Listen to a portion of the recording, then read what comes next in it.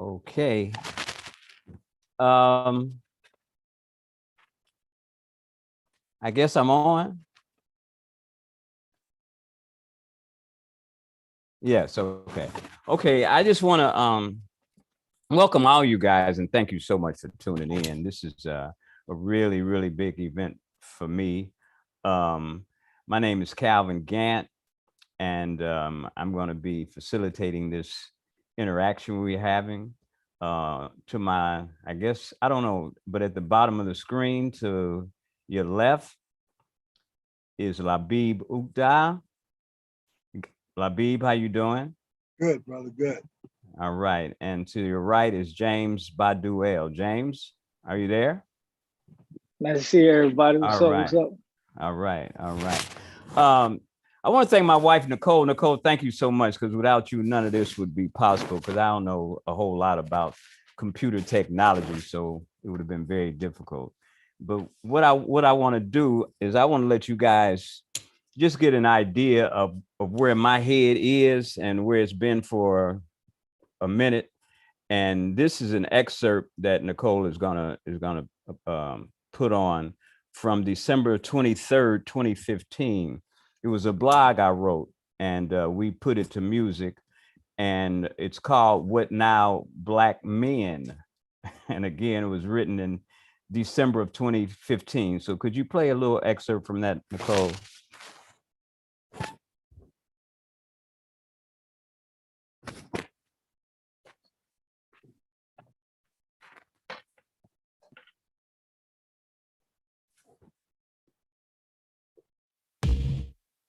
What now, black men? This blog is addressed to my black brothers in particular, and those of other persuasions might find it interesting as well. The gist of this dialogue is that we, as black men, as the first beings on this planet, must be the first to step forward as individuals to vitalize the divine intent, i.e., to make stuff righteous. It is my contention that if we used at least 1/10 of the time that we employ chasing sex, money, and other ego enhancers, and use the same talents, gifts, and creativity to focus on the well-being of our people, we'd be rid of the afflictions that threaten us on a day-to-day basis. Drugs, gang activity, police brutality, terrorism, hunger, homelessness, rape, murder, and other harbingers of death and destruction would have no foothold where we reside, because we would collectively use what we have to offset and eliminate them. What's the barrier? It's us, y'all. We want what we want when we want it, but the problem is that everybody else on the planet wants the same thing. That being whatever it takes to make us feel good. We complain about the government, our places of employment or non-employment, our bosses, our peers, our wives, our women, and our children putting more on us than we can handle. Then we seek gratification in other arenas that allow our egos to be stroked, and wind up feeling only partially satisfied, disgruntled, broke, and ready to blame somebody else for our circumstances. As a black man in an alleged white society, I've come to the realization that we're all living in a matrix of me. Okay, thank you. Again, that was 2015, and that's how I was feeling. And I was basically generalizing the situation of black men in this country and the world. And in reality, it's not. It shouldn't be taken generally. You know, I'm talking about some people that exhibit that type of behavior, and now I've come to a different place, and I understand that there's millions of us out here who our intent is to do what we're supposed to do, what we put here on this planet for.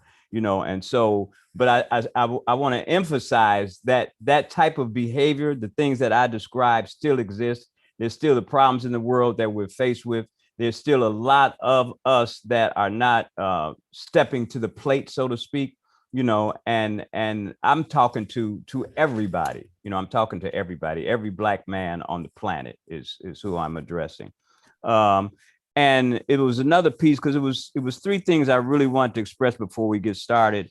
And another one is something that I read a couple of years ago, and it really hit home for me. And in relation to us as Black men, I think it's important for us to at least consider this this little thing that Ben Okri, a poet, said. And what he said, and an author rather, the greatest joy is that of love, loving life, loving others, loving yourself. The next greatest joy is the freedom to serve, and that's a joy to serve. And everybody listening knows and understands that last statement, because there's no greater joy than someone coming up to you and saying, thank you for what you did for me. I mean, I don't know any other joy greater than that. And then I want to just give you an idea of what I sent to Labib and James in terms of what we were going to be looking at in terms of this meeting right now. And it says, whether done intentionally or not, too many of our Black males are being incarcerated or murdered.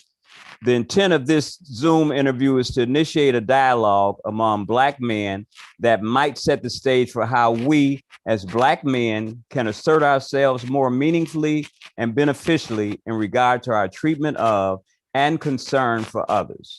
Our major objective will be to set an example for all our Black sons worldwide.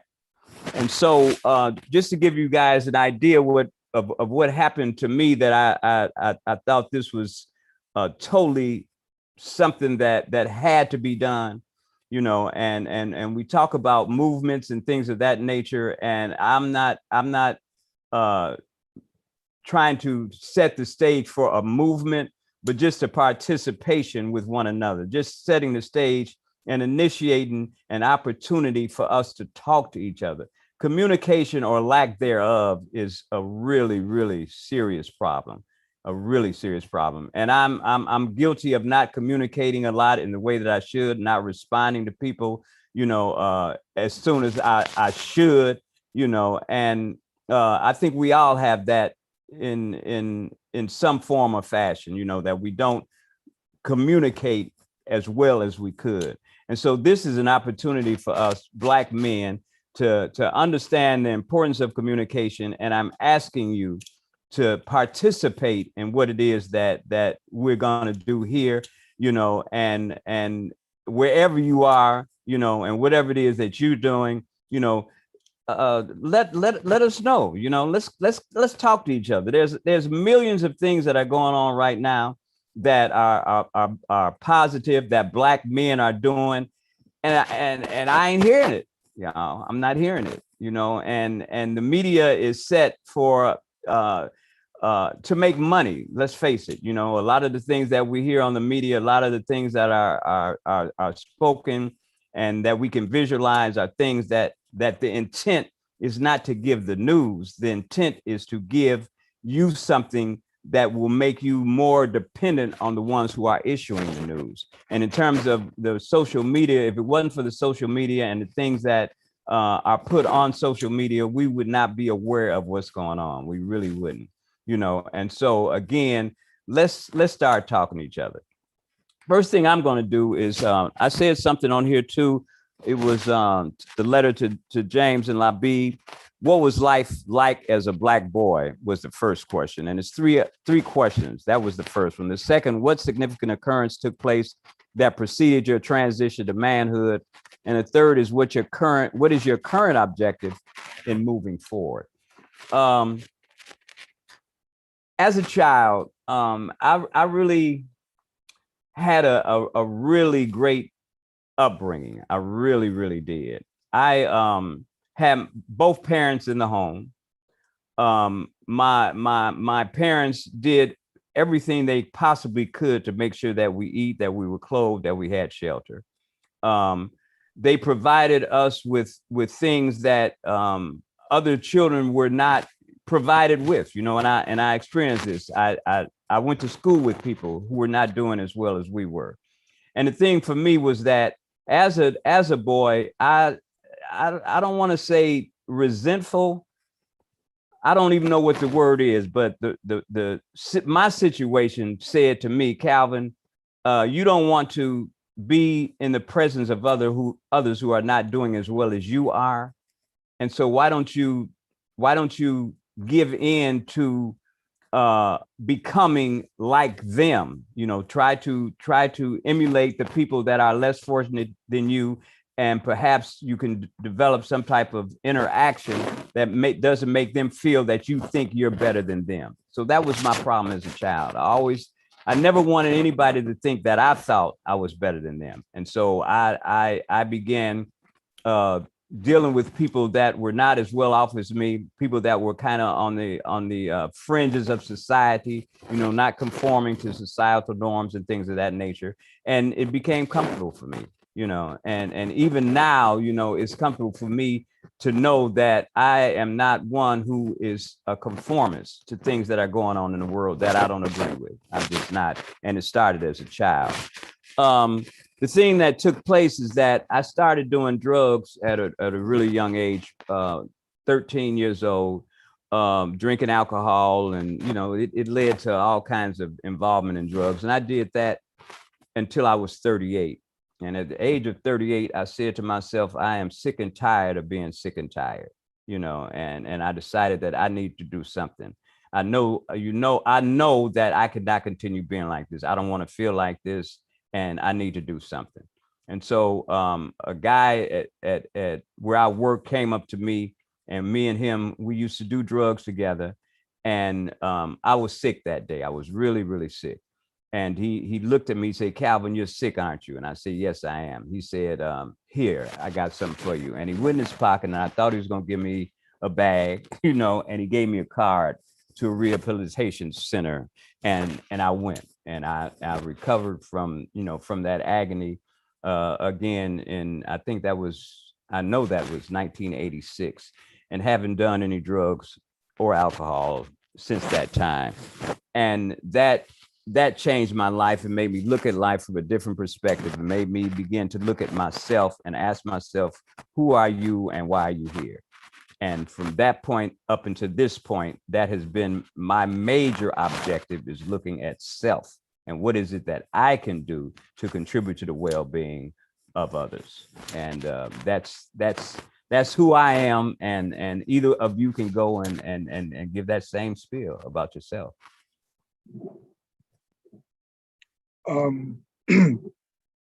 Briefly, my life started in this stroller here. This is me in New Orleans, 1953. I don't know if you can see this, Calvin. No, not. You can't see it really good. You probably had to put it in front of your face.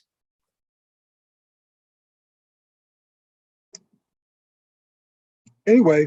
Oh, okay. 1953, I was born in New Orleans, actually maybe 4 miles from the French Quarter, west of the French Quarter, in a little town they called, in the city, they called it Carrollton, but the white people call it Nigger Town. Oh. You know, and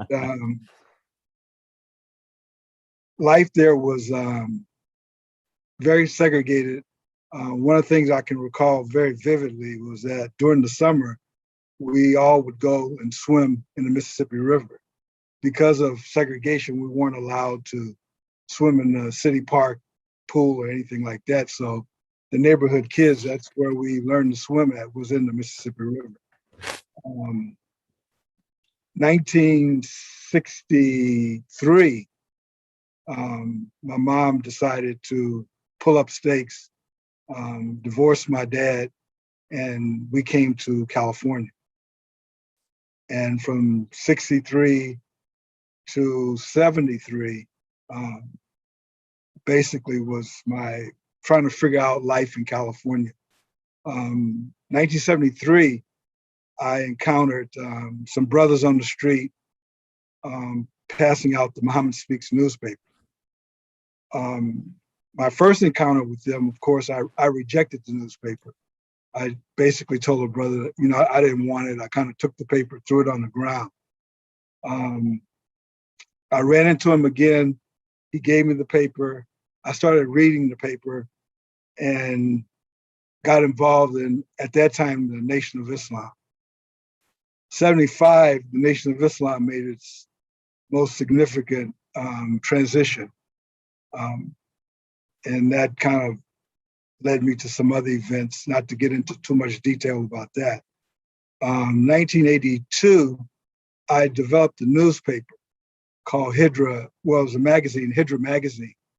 It was a local, national, international magazine that featured news events, political events, international events, and some discourses on the problem of Islam in America and the Black perspective of Islam in America. And subsequently, I had 5 children. I've been married twice. My first 3 kids are of mixed ancestry. My oldest son went to China about 18 years ago, started a business, was very successful. And my 2 youngest children one just completed school at UCLA. My youngest son is just wrapping up his BS degree in computer data science and computer technology. And that's kind of a quick summary of my life. Mm-hmm. Mm-hmm. Okay.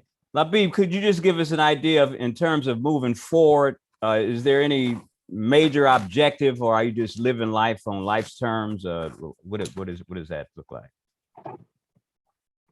Well, I'm kind of wrapping up my parenting, I would say, this stage of my parenting with my children.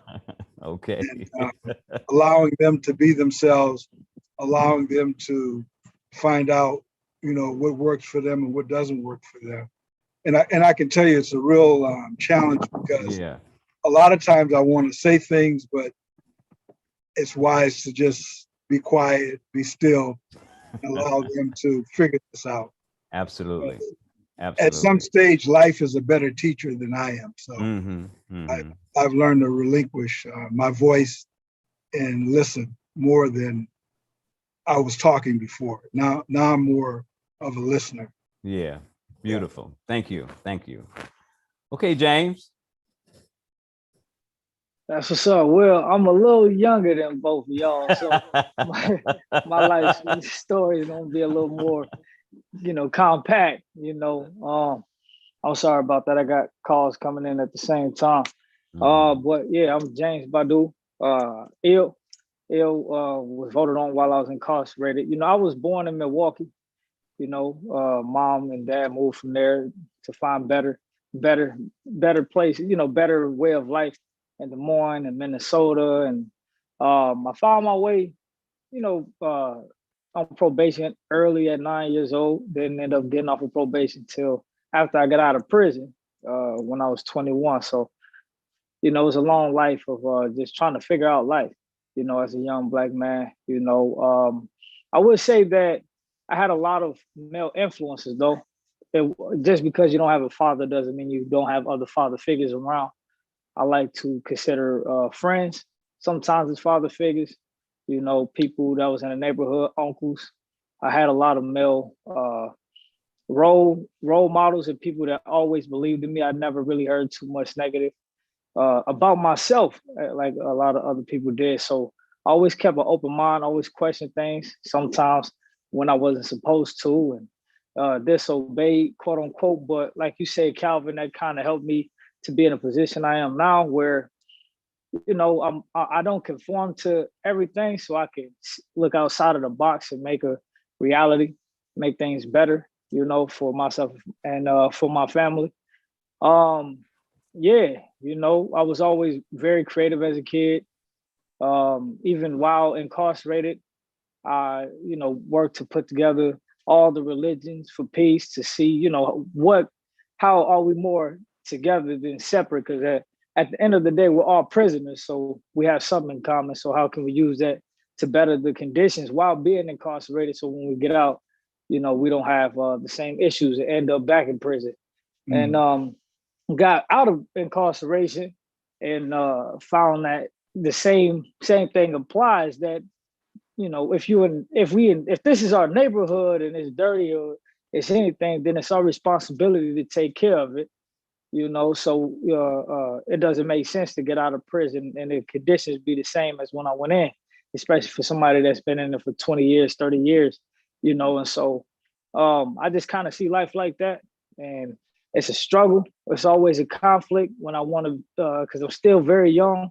I want to be that rebellious person that, like young people like to be, but I got kids, you know what I'm saying? So I got all daughters, I got 4 daughters, 2 biological, and the other one, God bless me with a beautiful woman to bring in 2 more children. So, I still am that revolutionary person, but a responsible revolutionary at this point. And still learning skills and character skills, business skills, communication skills all the time. I'm learning that I can have a lot of heart and a lot of passion, but that can only get me so far. Then that's when my abilities to communicate effectively and things that I need to learn and pick up comes into play. And that's pretty much where I'm at. Yeah. All right. I want everybody to know that these 2 guys, Labib, how long we been knowing each other, man? Oh, I guess maybe 5 years now. Has it been that long? Okay, Yeah. 5 years. And James, me and you've been knowing each other how long? Oh, within this last year. So about a year going on. Yeah. I'm 72 years old, and I know a whole lot of men. I know a lot of men, and these 2 guys right here have only been in my life a short period of time, but I have such respect and trust in them as friends, and their honesty and willingness to go beyond the norm for themselves is incredible. Labib, I'm going to share with everybody, man, what you said to me, and that being that you don't do this on a regular basis. Put yourself on Front Street. You know what I'm saying? and for you to do that for me is, I mean, you have no idea, man, how that makes me feel. And the reason I'm bringing that out is because so many of us are like that, and I, believe it or not, I always ran my mouth, but I've always been a shy person. I really, really have. And I forced myself to talk. I forced myself to take positions like being an interfaith minister. You know what I mean? It's like my contention is that everybody, no matter what you profess as your religion, you know that the major law, universal law, that's in every religion, that is treat others like you want to be treated. You know what I mean? And for me, in expressing myself, the reason being, I want people to talk to me, so I got to talk to people. You know what I mean? And that's important to me. And then to have somebody to reciprocate my conversation like the both of you do is just amazing. I just want to thank y'all for that. And for you, young man, this guy here, he came to where I live, me and Nicole, and he helped me to farm. Yeah. That was beautiful. Yeah. You, and to be able to see a young man his age, were you 27, right? 26? 28. 28. Okay. To work as hard as he did, it just gave me hope that we indeed have a chance. And so my life since meeting the both of them has changed drastically because of the fact that I'm not feeling alone anymore in what I'm trying to do. You know what I mean? And the only thing I'm trying to do, and like Labib said it, and you said it as well, James, is take care of mine. You know what I mean? Mm-hmm. What God has blessed me with, I want to do my part. You know what I mean? And so transmitting that type of concern for your family, how does that look in terms of our children, because our black boys, not only are they being killed by the police, but they're being killed by each other. There's a young man here in Henderson, North Carolina, that got shot 54 times by someone else, another black person. You know what I mean? What and again, I'm asking, you know, everybody, that if you know anybody that is as concerned as I am, or not, maybe not as concerned, but has a concern for our condition and the condition of our children, tell them to give me a holler. You know what I mean? Tell them to, you know, just contact me and let me know what it is that you see as a means for resolving some of the issues that we're faced with, especially with our black children. And so I want to ask each of you, in regard to that, how do you feel? Like, Labib, you say that you're kind of finalizing the education of your children. Now, after that, how do you see what you can do to replace that, or are you going on another path after that's done? I would like to answer it like this. Okay. I've been involved in organizations, right? Very intimate. I was involved in organizations, and I got to a point where I felt that the organizations, as they're constructed here in America, especially with the historical interference with the government and COINTELPRO and the infiltration and all of that, I've since come to the realization that organizations are a trap for our people. Okay. Because one, we end up getting into the deification of personalities, and we end up getting into the worship of personalities, and the over-reliance upon individuals, organizations, structure, and all of that. And I just think that we need to decentralize and bring this whole thing down to a macro level where we're interacting with each other, with families, with people who are close to us. And I think we have a better chance of resolving some of the issues that, you know, we have in our community. And so I'm not anymore an advocate of quote unquote organized religion or organized, you know, because it's not that the religion is the problem, it's just that the very nature of organizing around something lends itself to egos, entrapment, subterfuge, all of those things. And so now I'm more of an advocate of personal one-on-one type of dialogue. Okay. And I'm not looking for a mass movement or savior figure or any of that. You know, I think we have to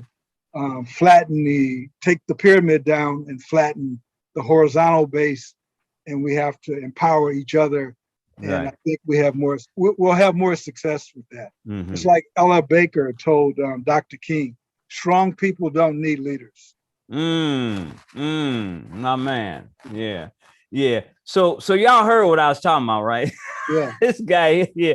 Anyway, that's something we're gonna talk a little bit about that. I'd like to talk a little bit about that. And for me, it's a paradigm shift. You know, the way things are set up already, it's not working. It hasn't worked for centuries, you know, and so there needs to be a paradigm shift. And something you said, I think, points in that direction, that being understanding that we don't have to depend on someone else to move us. We can move ourselves, you know, and the thing is, when you know, there's a thing that you go your way and I'll go mine.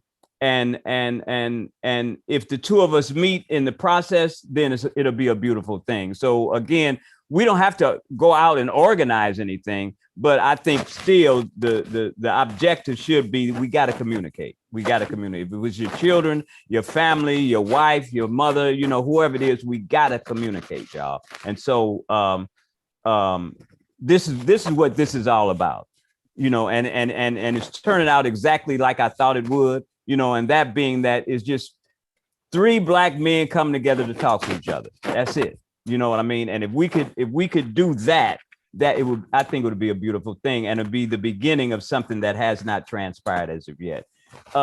James, you know, you talk about your 4 daughters, man, and you know what I mean, and caring for the children in them. But I know you, and I know that you've done a lot for young Black men, you know what I mean, incarcerated Black men, you know, and I know you brought some gangs together in a peaceful manner, that kind of thing. Are you looking to continue along that path, or are you seeing something different for your future in terms of your Black sons, who I might not be blood related, but I believe that all of us have sons, you know what I mean? So how do you see that in terms of what you're? Yeah, actually, yeah. That was a good question. Yeah, absolutely. You know, my thing is that, you know, I was thinking about a white flag curriculum program, right? You know, a lot of people think the white flag is surrender, as in, you know, like I'm scared. No, the white flag is, you know, there's a code of ethics to that. You know, it's let's have peace with one another, because we're not enemies, number one, you know, and let's figure this out together, you know. And so what I recognize with quote unquote gangs, which is just organizations, which is because we all have the right to assembly, you know, we all have the freedom of association, you know, is that there's codes and ethics that that nowadays, you know, the people coming in and born with it, they don't understand those code of ethics, because of the people who created it ain't even around no more. And so now we're dealing with the consequences of that. But, you know, to bring it back, and in a way in which that it makes sense for everybody, you know, where young men who, instead of telling them you wrong for everything, tell them, look, you right for everything, you so right, let me help you understand what you're talking about, and give it to them in a language that they can understand. So if they think, you know, no snitching, like what does that even mean, and where does that show up in the law, you know, and how does that show up legally? Like if you're talking about something and then you're in the streets, quote unquote, and you're doing business, then what does interstate commerce mean? Then, you know, and teaching them skill, and if we have the tools, then we can build our own nation. But a lot of times we look at our Black men and we get scared because we know the consequences of what happens when Black men do for themselves. So we don't want to give them the tools. We just rather be like, okay, we just got to stop the violence. But you don't stop the violence. You could just give them love. You could just help them out. That's what stopping the violence look like. But we're going to keep on living the way that we live in if we never do them, and being there for each other. You know, my mom and my grandmama and the women in my family loved on me. They didn't, you know, they will whoop me sometimes too, you know, quite often, right? Yeah. You know, but I understood what love felt like. I understood what love looked like. And like Brother B, like that was he hit on the head. It's the organizations. Organizations don't have love. You know, there's no love in the structure. There's no love in that. They don't move like a household. They move like somebody on the outside from looking in and judging your house. You know, like we in the street because obviously ain't nothing going on in the house. You know, and so if we structure things around loving, you know, one thing that I've been getting irritated with is everybody telling Black men how we need to be emotionally, you know, but you can't police how we are, and then get mad when we start being vulnerable in our own type of way. You got to accept us all whole, or you can't accept us at all. Sometimes it don't come off crying. Sometimes it's just anger, because when you constantly getting beat up and you getting hurt, a lot of us is strong. We ain't gonna cry about that too much. We're gonna be mad about that, and that should be okay. To have anger, that should be okay. We should be accepted to be angry. And then, you know, and then a lot of women get like, well, where's all the strong Black men? Well, right now they quiet because y'all calling the police and telling them that they wrong for standing up for themselves. So what we supposed to do? Because at the end of the day, as a Black man with all women in my family, and I'm the only boy, I don't want to disrespect no woman. So I'm gonna be cool until I figure something else out. You know what I'm saying? So that's just where we at. Yeah, that's beautiful. You know, and in terms of what I mentioned about the paradigm shift, I think that's what's happening right now. You know what I mean with us three. You know, because it's so many things that are going on inside of us that we don't have an opportunity to express in the way we could, because we don't have those types of relationships with a lot of men. Like James, you said you were mentored a lot, you know, but there's still some things, I'm sure you and Labib as well. I know definitely for myself, you know, there's some times when I'm talking to my wife, you know what I mean? And there's some things I want to say, but I don't say, you know, to protect her. But by the same Right. token, I need to be able to speak that. I need to be able to say that, and to be able to have some guy I can call. I call one of y'all and say, "Man, Nicole, this and that, you know, what would you do about it?" You know what I'm saying? And so that I think would be a shift in our lives that gives us a way of accepting the fact that we are emotional beings. I mean, we do have that. And so the old paradigm about you got to be strong, you got to, you know, take it like a man, all that kind of stuff. How do we initiate something that allows us to put that paradigm aside and bring in a new one that says, no, we're human beings. We're having a human experience, and these things are going to happen. How can we deal with them? And so now we've talked about three different lives, you know, three different lives and three different ways of looking at life. And all of them, if we're exposed to them, then we can pick and choose what fits our life. And I'm saying that's why it's so important to have this kind of dialogue so that we can do that. And something I think that is of utmost importance is our relationship with our women is something that for me is a real struggle, because of the fact that I am not a woman. You know what I mean? And I don't know what's really going on with y'all. You know what I'm saying? All I know is what you tell me. You know what I mean? And so in dealing with my wife, I'm sure there are other ways that I can acquire, you know, if it's going to help me to do that. Because the fact of the matter is, y'all, we as Black men are not created to be the all in all. We just ain't, you know. And I think it's very important to have a mate. I really, really do. You know what I mean? And I know for me personally, my wife it has given me some things that I never could have acquired had I not been with her. You know what I mean? And I think that's every individual we meet. Everybody got some stuff going on with themselves that they can share with others and make their life better. You know what I mean? And so I'd like to, you know, just hear from you guys how you feel about our relationships.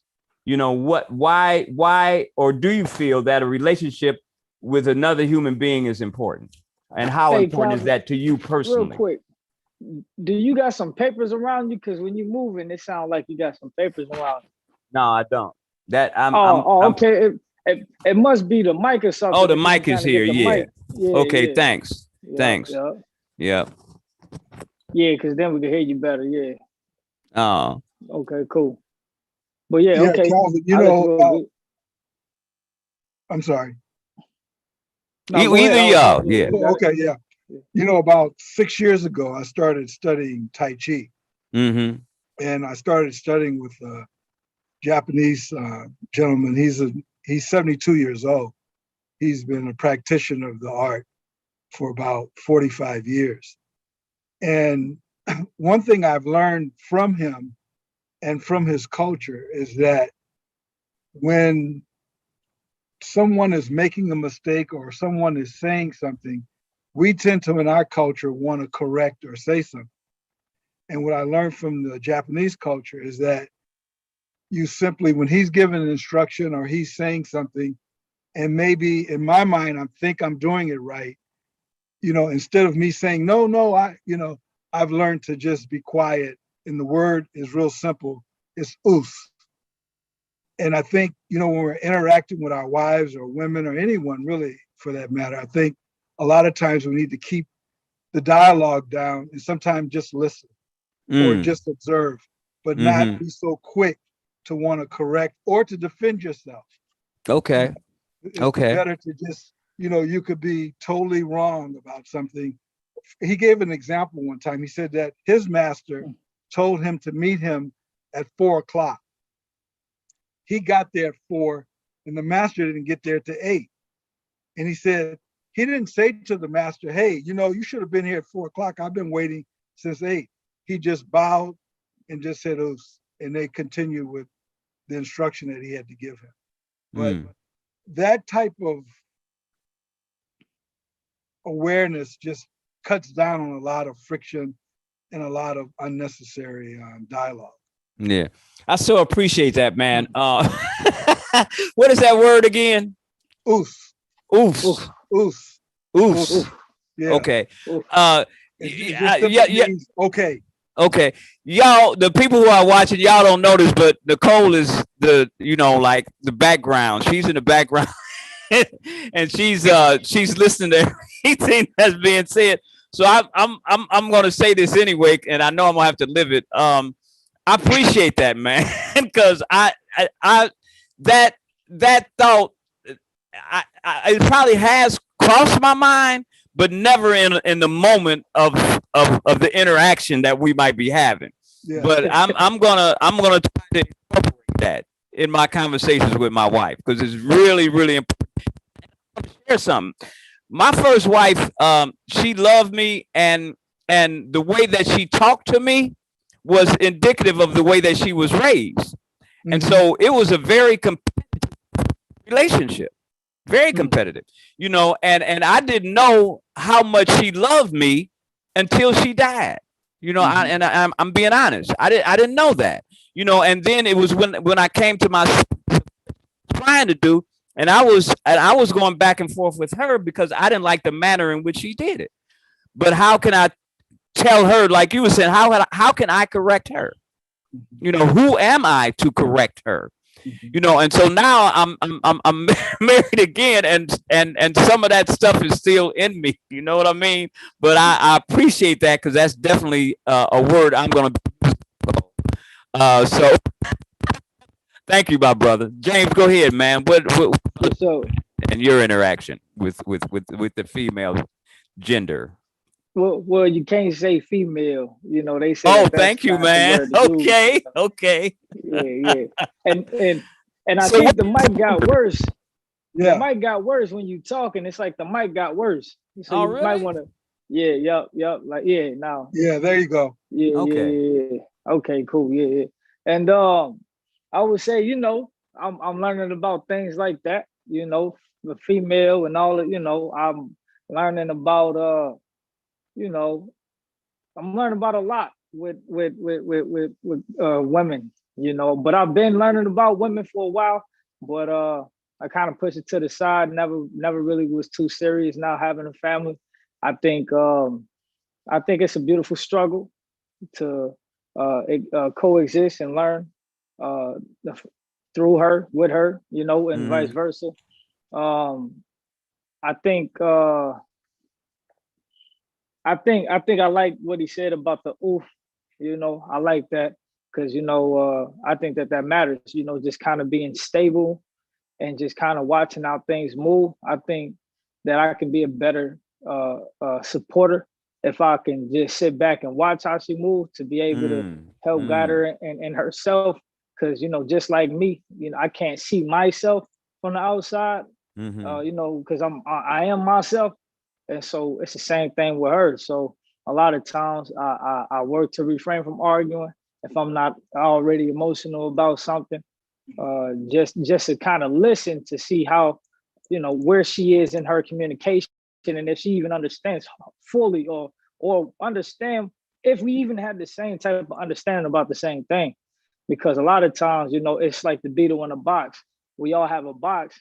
But then, we both say it's a beetle in it, but my beetle might be a book, your beetle might be a shoe, but we don't know that until we expose that, Right. And I think that getting to that common understanding of, do we understand what we're both talking about right now, and why it matters to you and why it matters to me, or what matters and what's the function of it, and where are we going to go from here? I think answering those things and, always kind of helps us get to a better, solid place. Right.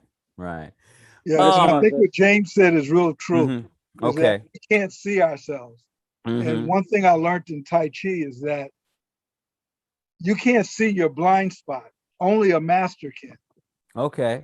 I could, you could go online right now and say, "Oh, I'm gonna do Tai Chi." All you're gonna do is confirm yourself. You're just gonna acknowledge that you did the move right, or you know, but you'll never correct yourself because it's a self-affirmation because you're looking at yourself in the mirror and thinking that what you see is correct. All right. And what I All learned right. in Tai Chi is that you need a master because only a master can say to you, no, you're not at 45 degree. No, you're not at 90 degree. No, your hand should be out further, or you know. And so that's that's how a relationship with a female is the same thing. She's Mhm. that mirror that you Okay. need to see yourself in, without speaking. You just have Mhm. to, hmm you know, hmm listen. And when Right. you listen, Yeah. you can see better. Okay. hmm Okay. Yeah. This is a beautiful thing, y'all. There, I want to, we got a few more minutes, and I want to get this in. That being something that is on us right now. That is troublesome, and just to speak on it for a minute or two. My thing is, I'm really bothered by the lack of communication between people. I'm really, really bothered by that. And it's something that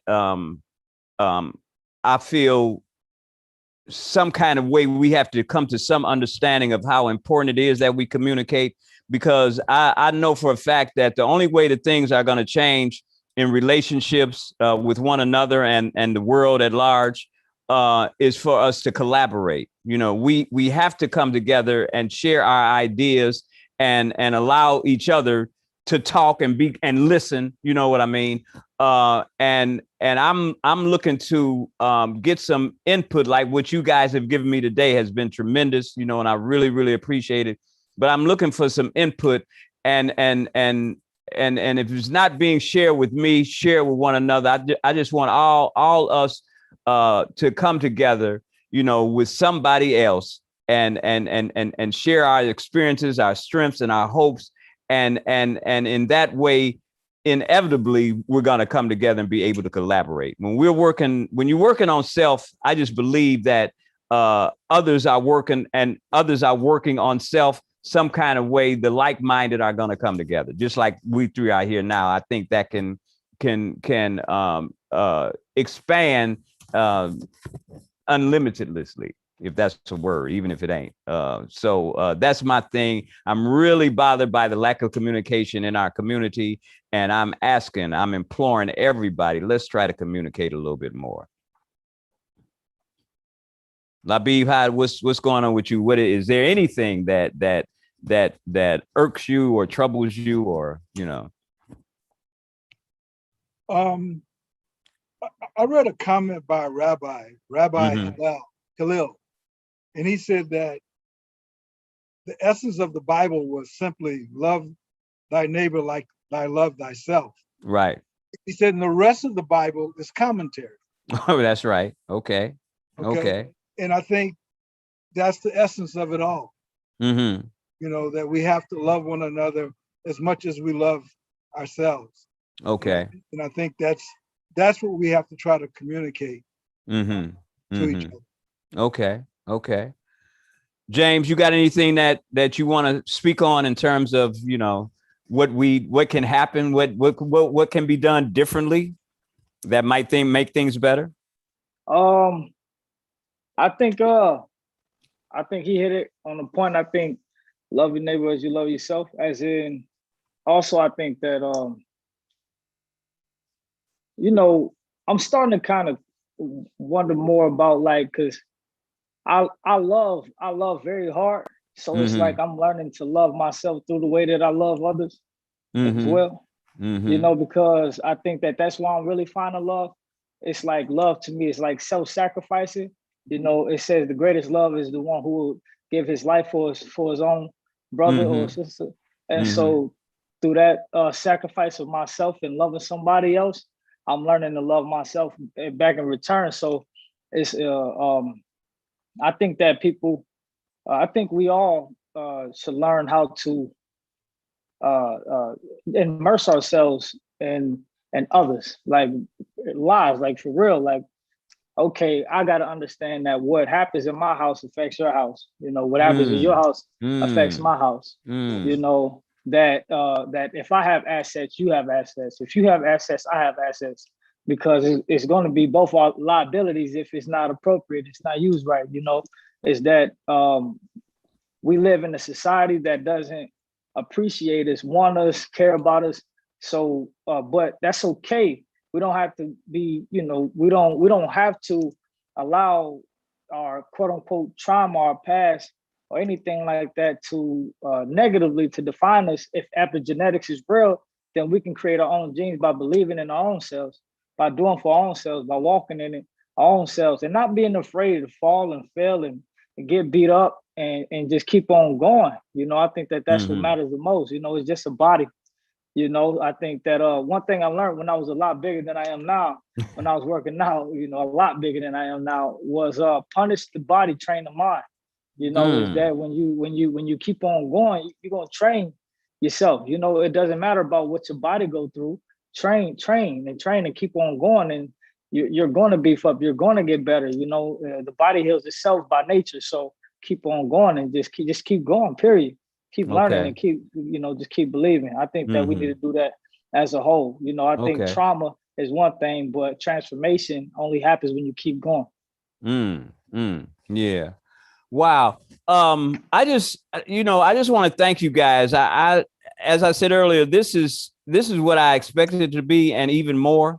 And the thing that I've gained from this conversation is the understanding that um, we all have something to say. We all have something to give.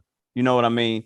And like what's been expressed by all three of us is that um, developing a willingness to give it is the beginning. We have to be willing to contribute to something. You know what I mean? And that thing about love is that's such a big word, and it's so readily said. And sometimes there's not the oomph behind it. Because for me, I would rather see it than hear about it. You know what I mean? And so right now, today, at this gathering, I felt the love that y'all have. For me, I felt it. You know what I mean? And I think that because we can reciprocate it, something can be gained from that reciprocation. You know what I mean? Yeah. But first, we got to give it. And I don't believe that it comes back empty. I don't believe you give love and you don't get it back. I know you get it back. In some form or fashion. And so So uh I thank y'all again. And there's also questions in there, okay. real Are quick. Yep, there? there's some questions in there. Yep. Oh, okay. Check out Thank those you. questions real quick. Okay. Well, there's a question that says, thank you for this conversation. Can each of you share something you feel vulnerable about and how you've learned to use that for transformational healing? Wow. Wow. Anybody want to start with that question? What do you feel vulnerable about, and how have you used that vulnerability to change? I'll let the elders go first. um, Well, my biggest vulnerability right now is my mortality.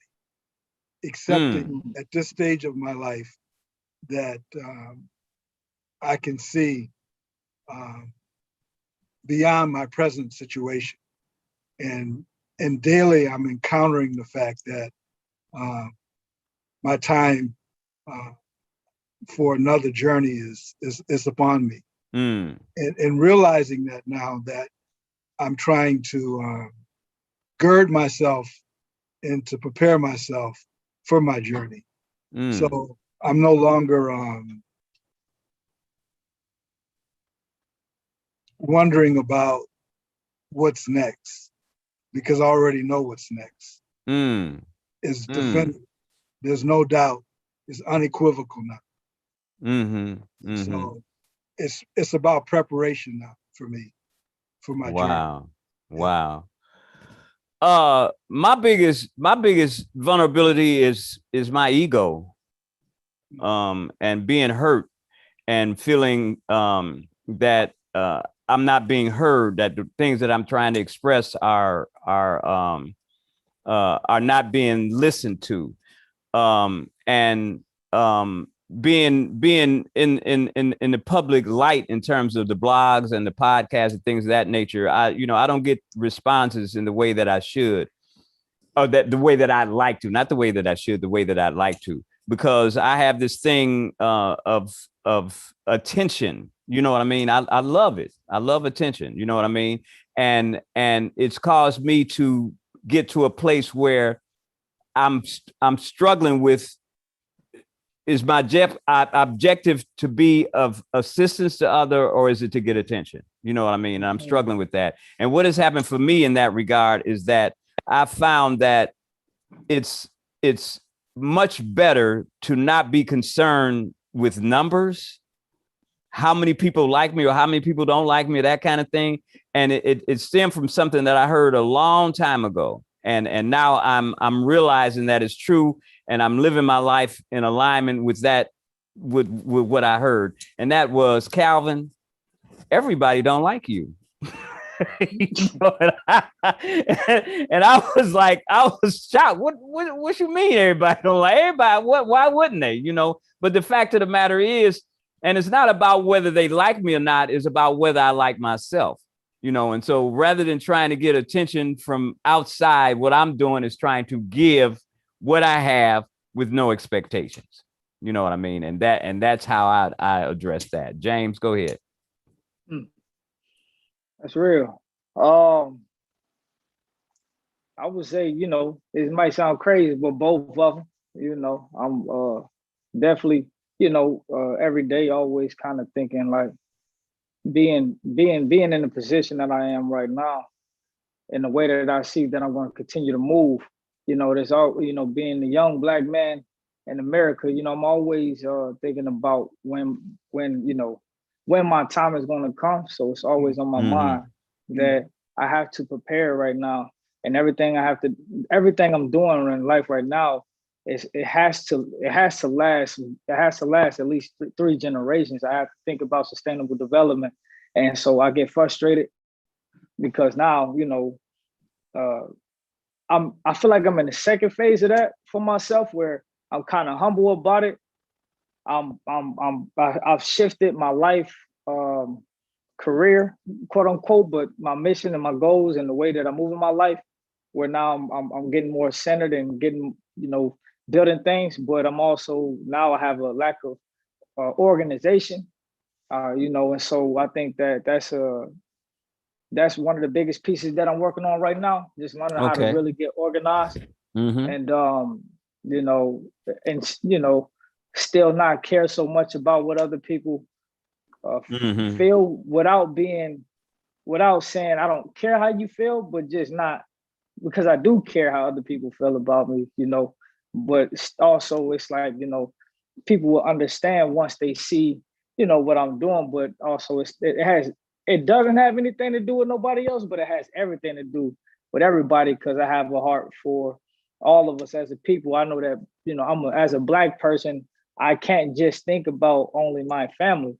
I have to think about us as a whole, because what's going to affect the whole is going to affect my family. What affects my family will affect the whole. So I feel like just learning to just be patient, but also, just stay diligent and dedicated to ensure the security of our next generations, because America's shifting, and I don't want our kids to, be in the same position once they, once the cards get turned over. I want our children's children to be in the best position to do for themselves. Okay.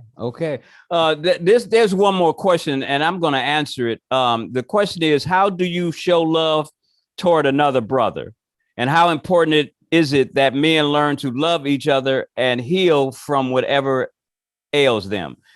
the first question answers the second question, and that being become vulnerable.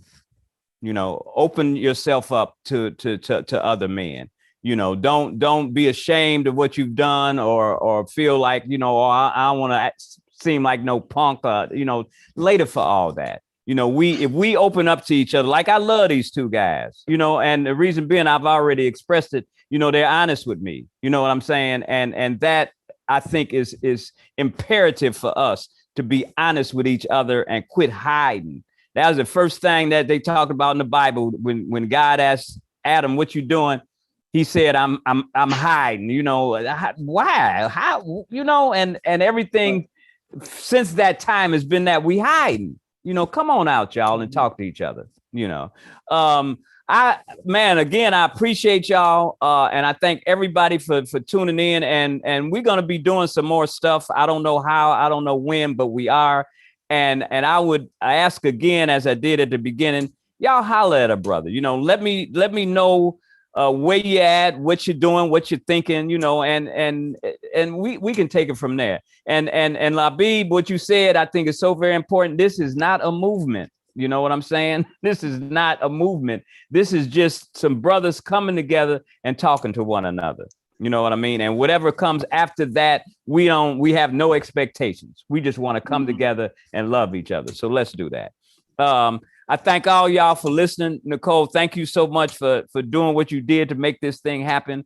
And as always, imparting, those who know, I'll holler. All right, take it easy. All right.